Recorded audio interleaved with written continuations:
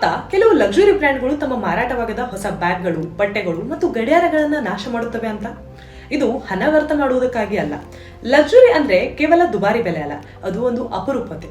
ಹೀಗಾಗಿ ಲೂಯಿಸ್ ವಿಟಾನ್, ಶನೆಲ್, ಹರ್ಮಿಸ್ ತರಹದ ಬ್ರ್ಯಾಂಡ್ಗಳು ಡಿಸ್ಕೌಂಟ್ ಅನ್ನ ಕೊಡುವುದಿಲ್ಲ ಮತ್ತು ಔಟ್ಲೆಟ್ ಸ್ಟೋರ್ಗಳನ್ನ ಕೂಡ ಇಡುವುದಿಲ್ಲ. ಇದಕ್ಕೆ ಕಾರಣ ಒಂದೇ, ಅವರ ಉತ್ಪನ್ನ ಎಲ್ಲೆಲ್ಲೂ ಸಿಗಬಾರದು ಅಂತ.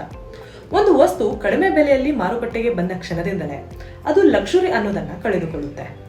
ಅದಕ್ಕೆ ಕೆಲವೊಮ್ಮೆ ಬೆಲೆ ಮೇಲಿನ ನಿಯಂತ್ರಣ ಉಳಿಸೋದಕ್ಕೆ, ಗ್ರೇ ಮಾರುಕಟ್ಟೆಯಿಂದ ತಡೆಯೋದಕ್ಕೆ ಮಾರಾಟವಾಗದ ಸ್ಟಾಕ್ ಅನ್ನ ನಾಶ ಮಾಡಲಾಗುತ್ತದೆ. ಆದ್ರೆ ಎಲ್ಲಾ ಲಕ್ಸುರಿ ಬ್ರ್ಯಾಂಡ್ಗಳು ಇದೇ ರೀತಿ ಮಾಡುವುದಿಲ್ಲ. ಕೆಲವು ಬ್ರ್ಯಾಂಡ್ಗಳು ಜನರ ಒತ್ತಡದಿಂದ ನಂತರ ಈ ಪದ್ಧತಿಯನ್ನ ನಿಲ್ಲಿಸಿವೆ. ಇಂದು ಲಕ್ಸುರಿ ಜಗತ್ತು ನಿಧಾನವಾಗಿ ಬದಲಾಗುತ್ತದೆ. ಆದ್ರೆ ಇನ್ನೂ ಒಂದು ಸತ್ಯ ಉಳಿದಿದೆ. ಅದು ಏನಂದ್ರೆ, ಲಕ್ಸುರಿ ಬಿಸ್ನೆಸ್ ನಲ್ಲಿ ಒಂದು ಉತ್ಪನ್ನಕ್ಕಿಂತ ಒಂದು ಭಾವನೆ ಹೆಚ್ಚು ಬೆಲೆ ಬಾಳುತ್ತದೆ.